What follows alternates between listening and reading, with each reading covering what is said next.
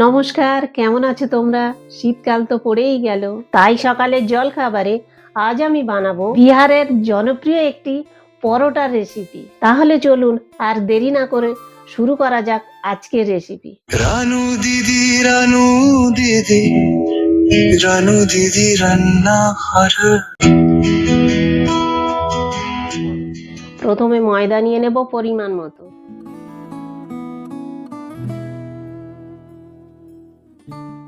একটু জোয়ান হাতে ডলে দিয়ে দিলাম।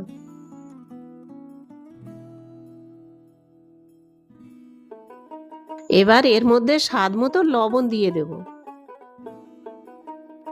এবার ময়ামের জন্য পরিমাণ মতো তেল দিয়ে দেব।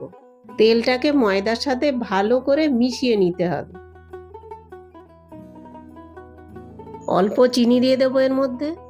মাখতে মাখতে যখন দেখবেন দলা পাকিয়ে যাচ্ছে, তখনই বুঝবেন যে ময়াম হয়ে গেছে। অল্প অল্প করে জল দিয়ে এবার এটা মাখিয়ে নেব।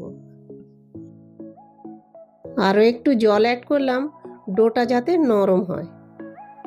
মাখিয়ে নেব ভালো করে। এইটাকে এরকম সুন্দর নরম করে মাখাতে হবে। একটু তেল দিয়ে দেব ডোটার উপর। এর ওপর দিয়ে একটু তেল দিয়ে উল্টিয়ে পাল্টিয়ে মাখিয়ে আধ ঘন্টার জন্য ঢেকে রেখে দেব।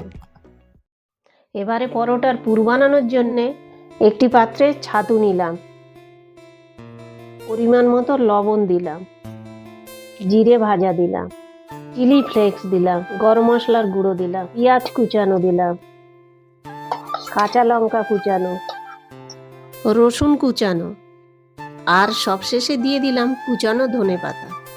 এবারে পুরটাকে সুন্দর করে মাখিয়ে নেব। পুরটাকে এইরকম ঝরঝরে করে মাখিয়ে নিতে হবে।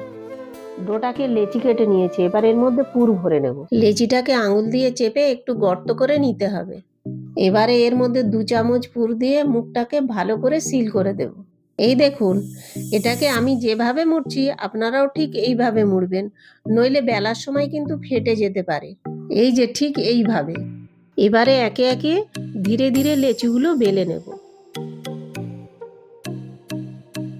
পরোটাগুলোকে সুন্দর করে বেলে নিয়েছি, এবার শুধু ভেজে নেওয়ার পালা। প্রথমে প্যানটাকে ভালো করে গরম করে নেব। এবারে প্যানের মধ্যে তেল দিয়ে দিলাম। পরোটাটা দিয়ে দেব প্যানের মধ্যে। দেখুন পরোটাটা কত সুন্দর ফুলছে। পরোটাটা দেখতে যত সুন্দর, কিন্তু খেতে ঠিক ততটাই সুন্দর। এইবারে গরম গরম পরিবেশন করুন, কোনো রকম তরকারি ছাড়া, শুধুমাত্র সস দিয়ে।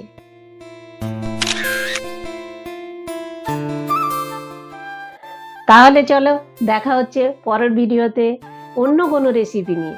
সবাই সুস্থ থেকো, ভালো থেকো, টাটা।